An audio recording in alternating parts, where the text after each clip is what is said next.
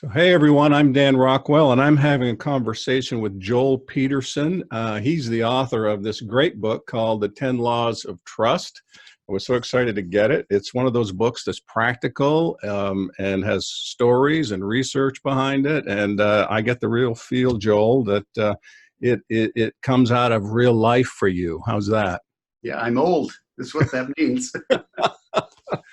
Joel is also a Stanford business professor. He's the chairman of JetBlue and also the founder of the Peterson Partners, right? A private equity firm. Is that correct? Correct. What do you do in your spare time? Yeah, I know. I don't sleep enough. I bet. So I have to ask, just to begin with, why write a book? There are a million books. Leadership books are like, coming out all over the place. Why write a book? Well, I've asked myself that more than once, but I actually think trust is such an important topic. I think there's a crisis of trust. I think we rely on trust. I think most people are not very thoughtful about what makes up. They get a fuzzy feeling. They say, oh, I trust that person. Well, really what they mean is, I like that person. And trust is a much deeper notion. And so I wanted to kind of break it down, factor analyze it, give people the notion that there are laws that underpin it. And if you violate the laws, you're going to find betrayal. You're going to find things don't go well. So that was the idea. I'm glad you brought up betrayal, because I think in a human world, people are going to fall short, and there's going to have to be the restoration of trust. We're going to save that for a little bit later, though. I want to start with, who trusted you? I'd like you to go back to, early days when you were a kid even, and who trusted you, and what did that do for you?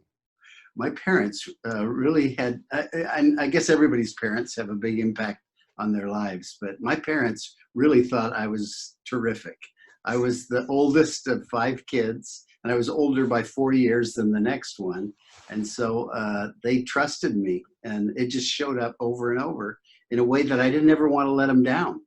And so I became relatively trustworthy because of that belief in me. It's interesting how extending trust to people makes them trustworthy, because you might think, well, you should be trustworthy first. Now, if I recall in the book, did you drive over a curb or something? Yeah. Are you the guy that drove over the curb? Yeah. So I had this experience when I wanted to learn to drive, and I made a mistake, and I got hung up on a berm, and I had to run in and get my dad to help bail me out. And I thought, well, that's the end of my whole driving experience. And as he was going back into the house, he turned around and tossed the keys to me and said, "Don't forget to put it in drive this time, son." Yeah. And I've thought of that so many times since then, as I've had people, not quite complete an assignment or not do it the right way or whatever, to toss them the keys again. So you end up having to trust people who do let you down from time to time, and it can be a great thing for them and for you. Yes. Like I said, I think, we live in a real world where human beings will fall short, especially if they're reaching high. I mean, the higher you reach, the more likely you are to not quite get that goal. And boy, trust is such a powerful thing. It reminded me, I can't recall exactly when it happened, but we had one of those curb incidents too, where we ended up having to jack up the car and put some shims underneath the front tire and then pull it back. You know what I'm saying? Get it off the curb. It's awful. It's embarrassing. I wasn't even 16 years old, so I was driving up and down my driveway and trying to show that I really knew how to operate a car. And of course, I thought I did, and I didn't.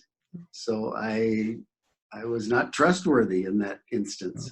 Oh, you make me think that trust lets people get into situations where they, I guess I'm going to say, they might be over their head. And I don't mean that in a negative way, but I mean, you were stretching your skills.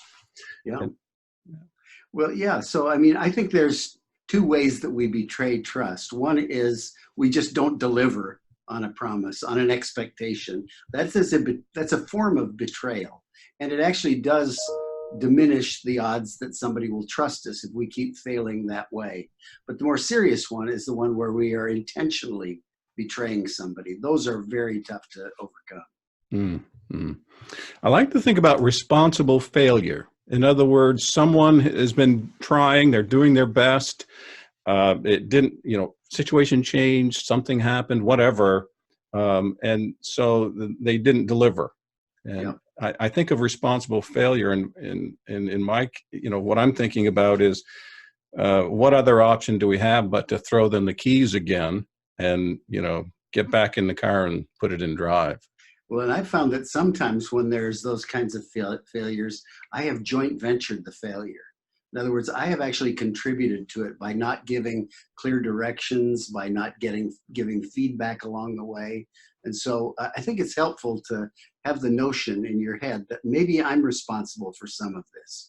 That Yeah. allows you to move on. Wouldn't it be great? We could just blame everybody for all the bad things that are going on. I didn't do anything, right? Yeah. That's the problem with leadership, right? What was it, Truman?